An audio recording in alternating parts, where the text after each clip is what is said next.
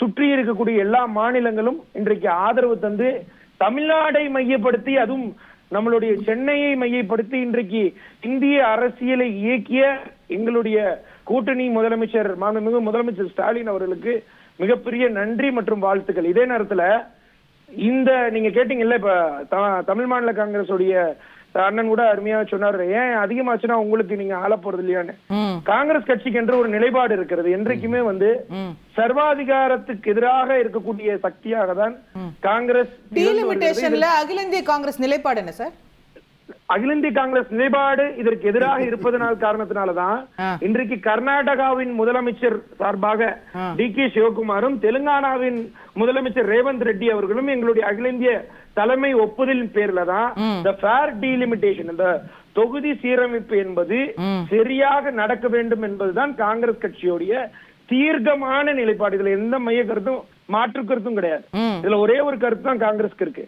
இதை தாண்டி கேள்வி எழுப்பினார் ராகுல் காந்தி. இன்னைக்கு நம்ம முதலமைச்சர் சொல்வது போல, டி.கே. சிவகுமார் சொல்வது போல, ராகுல் காந்தி ஃபேர் டீலிமிட்டேஷன் வேணும், இதை இப்படி பண்ண தென் மாநிலங்கள் பாதிக்கப்படும் சொல்லியிருக்கிறாரா எங்கேயாவது? இல்ல, நீங்க ஒரே ஒரு கேள்விதான் நான் கேட்கிறேன்னு. இன்னைக்கு வரைக்கும் இந்திய நாட்டு பிரதமர் ஏன் இவ்வளவு பெரிய ஒரு 3-4 மாநில முதலமைச்சர்கள் எல்லாம் சேர்ந்து பேசும்போது இந்த கட்சி இதை மறைமாற்ற வேலைன்னு சொல்லி ஏன் இன்னைக்கு வரைக்கும் இந்திய நாட்டு பிரதமர் இது வரைக்கும் அறிக்கை கொடுக்காம இருக்காரு? அந்த கேள்வி வைக்கலாம்ல. நான் அப்படி பிரதமரும் அமித்ஷாவும் டீலிமிட்டேஷன் பத்தி வெவ்வேறு கட்டங்கள்ல வேற வேற கருத்துக்கள் தெரிவிச்சிருக்காங்க. ஒரே கருத்து ராகுல் காந்தி நிலைப்பாடு சரிங்க. அதான் சொல்றேன், ஒரு சரிங்க. அதாவது இப்ப என்னுடைய நேரம் நான் இது வரைக்கும் எடுத்துக்கல, நீங்க நேரத்தை கொடுங்க, நான் அதுக்கு தெளிவா விளக்கம் உங்ககிட்ட தான் கேட்டுட்டு இருக்கேன். அதுதான் என்னன்னா, டீலிமிட்டேஷன் குறித்து காங்கிரஸ் கட்சிக்கு தெளிவான நிலைப்பாடு இருக்கிற காரணத்தினாலதான் 2 ஆளுகின்ற முதலமைச்சர் நேரடியாக வந்திருக்கிறார். இதை தாண்டி கேரளா காங்கிரஸ் பிரதேசோடைய கமிட்டியோட தலைவரும் வந்திருக்கிறார். இதெல்லாம் விட்டுருங்க, இதெல்லாம் எங்களுடைய அகில இந்திய ஒப்புதலின் பேர்ல தான் நடக்குது.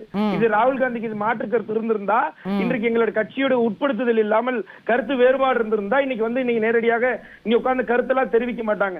ராகுல் காந்தி அவர்கள் இது குறித்து நாடாளுமன்றத்தில் பேச இருக்குவார், கண்டிப்பாக பேசுவார், இதுல மாற்று கருத்து இல்ல.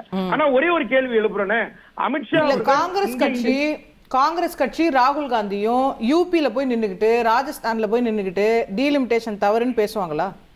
ஏன் பேச மாட்டாங்க? என்ன பிரச்சனை? இதுல தாராளமாக பேசுவார்கள். இதுல என்ன கவலை இருக்கு? எங்க நாடாளுமன்றத்திலே பேசும்போது எங்க உத்தரப்பிரதேசல மக்கள் மன்றத்துல பேச முடியாது? ஒரு தெரியுங்க, நடுவில் குறுக்க பேசாதீங்க. உங்க நேரத்தை நீங்க முழுசுபா எடுத்துட்டீங்க, என்ன பேச விடுங்க. நான் கேட்பது, அமித்ஷா அவர்கள் இங்க சொன்னாங்கல்ல, குறையவே குறைவாது எக்காரணத்தை கொண்டும் தமிழகத்துக்கு தொகுதிகள் குறையாதுன்னு சொன்னாரு. அந்த தென் மாநிலங்கள் எங்கும் கூடாது என்று சொன்னாரா? சரி, அதை விட்டுருங்க.